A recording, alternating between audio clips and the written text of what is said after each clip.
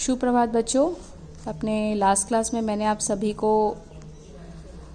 इस दूसरे भाग के बारे में पढ़ाया था। आज हम इसका तीसरा भाग देखेंगे। तो तीसरा भाग क्या है?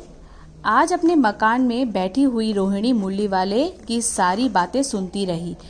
आज भी उसने अनुभव किया, बच्चों के साथ इतने प्यार से बातें करने वाले फेरी वाले पहले कभी नहीं आए। बोल रहा है कि आज भी वो अपने मकान में जब बैठी हुई थी, रोहिणी मुरली वाले के सारी बातें सुनती रही, मुरली वाले की बातें सुनती रहती थी और अनुभव करती थी कि बच्चों के साथ इतने प्यार से बातें करने वाला फेरी वाला कभी भी नहीं आया। फिर वह सौदा भी कैसा सस्ता बेचता है। बोल रहा है कि वो सामान भी तो कितना सस्ता बेचता है।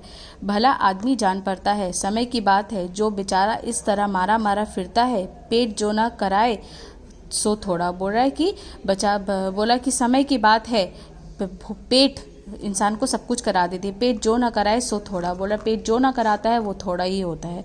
इस समय ये एक बोलने का तरीका है, पेट जो ना कराए सो थोड़ा। इसी समय मुरली वाले का क्षीण स्वर दूसरी निकट की गली में सुनाई पड़ा, बच्चों को बहलाने वाला मुरलिया वाला। ठीक है। रोहिणी इसे सुनकर मन ही मन कहने लगी, और स्वर कैसा मीठा है इसका। बहुत दिनों तक रोहिणी को मुरली वाले का वह मीठा स्वर, उसकी बच्चों के प्रति वह स्नेहसिक्त बातें यादें आती रहती।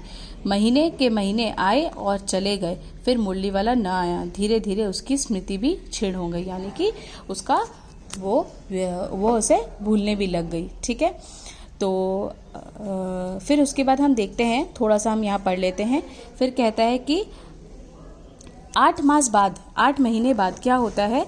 8 महीने बाद सर्दी के दिन थे। रोहिणी स्नान करके मकान की छत पर चढ़कर आजुलंबित केश राशि सुखा रही थी। ठीक है। वह कुछ अपने छत पर सुखा रही थी और इस समय, ठीक है, और इस समय क्या हुआ था, इस समय नीचे की गली में सुनाई पड़ा, बच्चों को बहलाने वाला मिठाई वाला। अचानक 60 महीने बाद उसे सुनाई पड़ता है, बच्चों को बहलाने वाला मिठाई वाला। मिठाई वाले का स्वर उसके लिए परिचित था। झट से रोहिणी नीचे उतर गई। उस समय उसके पति मकान में नहीं थे। हाँ, उनकी वृद्धा दादी थी, यानी कि बूढ़ी दादी थी। वृद्धा यानी कि बूढ़ी दादी थी। रोहिणी उनके निकट आकर बोली, दादी, चुन्नू मुन्नू के लिए मिठाई लेनी है, जरा कमरे में चलकर ठहराओ। मैं उधर कैसे जाऊं, कोई आता ना हो। जरा हटकर मैं भी चीक की ओट में बैठी रहूंगी। बोल रहा है कि जरा हटकर मैं भी वहां पर बैठी रहूंगी। दादी उठकर कमरे में आकर बोली, ए मिठाई वाला, इधर आना। मिठाई वाला निकट आ गया। बोला, कितना मिठाई दूं माँ? ये नई तरह की मिठाइयाँ हैं, रंग बिरंगी, कुछ कुछ खट्टी, कुछ कुछ मीठी, जायकेदार, बड़ी देर तक मुंह में टिकती है। बोला, बहुत ही जायकेदार है, यानी कि बहुत ही स्वादिष्ट और बहुत देर तक मुंह में टिकती रहती है। जल्दी नहीं धुलती, बच्चे बड़े चाव से चूसते हैं। इन गुड़ों के सिवा ये खांसी भी दूर करती है। बोला कि बच्चे इसको, ये बहुत ही स्वादिष्ट है और इससे बच्चे बहुत ही चाव से इसे चूसते हैं, और इन गुणों के इनके यह भी गुण है कि इनसे खांसी भी दूर होती है। कितनी दूं? चपटी गोल पहलदार गोलियां हैं, पैसे की 16 देता हूँ। बोला, एक पैसे की 16 देता हूँ। ठीक है।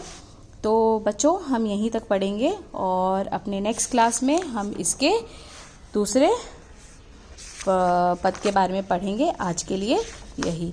आशा करती हूँ कि आप सभी वीडियो को देखकर इसे अच्छी तरीके से समझ रहे हैं। Thank you. Have a nice day.